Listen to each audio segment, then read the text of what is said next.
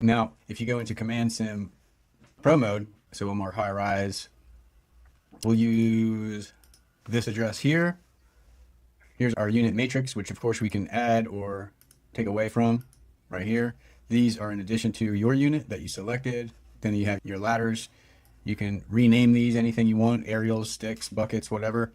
Your rescues, your ambulances, safety officers, tankers, battalions. We're going to be in real world mode.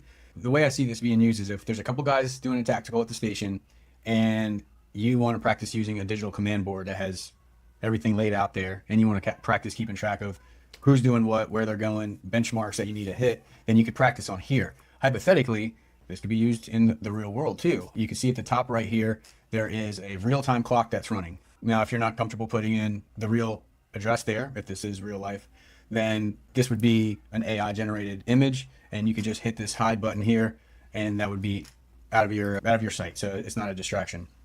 This is actually the building from Seinfeld, which is in California, by the way. If I was in New York.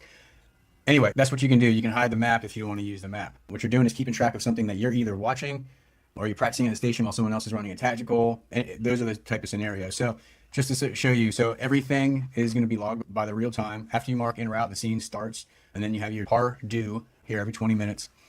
Let's say engine 12 gets on scene first and they take command. Perfect. So engine 12 is in command, and then engine 5 shows up and they're fire attack. When you drag these unit icons in here, you can also make notes on here, maybe 2.5 inch. Whoops. We can write 2.5 inch, whatever, just an example. So then let's say ladder 1 arrives. Whoops. Forgot to tell you this feature. Over here, if you're en route to the call and units start showing up, you just click them once, and that green check mark marks their on scene time. Okay, so as they show up, you can just mark them on scene. Of course, if you forget to do that, like I was doing, you can still drag the units to where they're assigned. You just won't have their on-scene time. But if you just click it once real quick, you can get an on-scene time. All right, so ladder 1 is going primary search. Oh, this is a high rise, isn't it? I already messed this up, didn't I? And no, actually I didn't. Okay. So then engine 2 is going to be on fire attack as well. And you know what? No, they are getting FDC.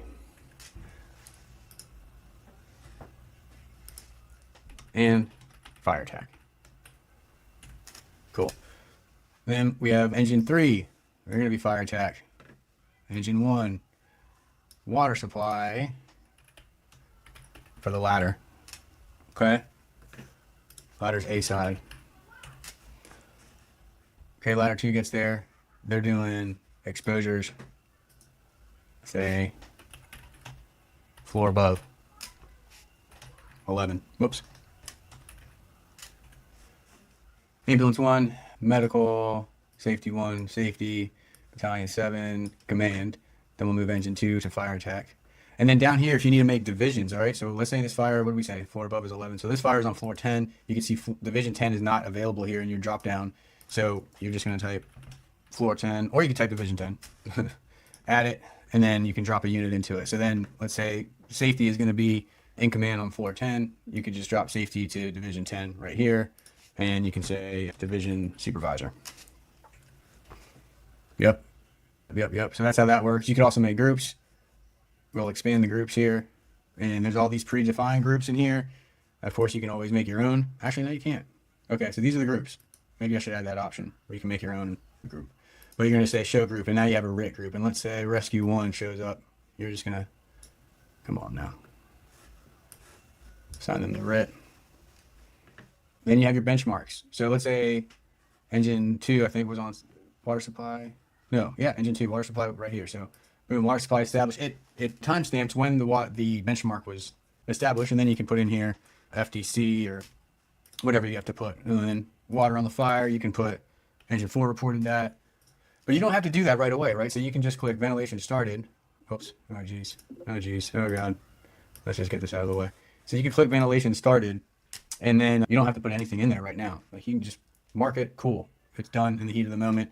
And then later when you want to clean up your command board, you can write in what you needed to do, like who did that, if you remember, of course. But so then when you mark these benchmarks here, and here's the real beauty of everything. Everything that we've done has been logged right here. It's been time stamped.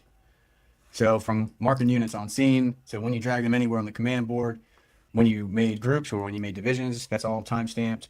The recorded benchmarks, as you can see, they're all time-stamped, and the timestamp is right there, so you can quickly recall like how long ago a certain benchmark happened. You can add notes and things like that after the fact, so you get a chance to like really clean up your command board.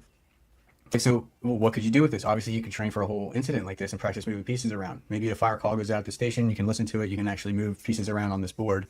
You set up who all the units are and what type of incident it is, and you're dropped in. And then you practice moving things around. You do your own timestamps. And then what can you do with this timestamp log? A lot of things. You could export the text file into some large language model and create a after action report with it, or a summary, or a press conference, or a debrief, whatever you wanted to do with it, right? You get it instantaneously. Anyway, that's my TED Talk. Thanks for watching.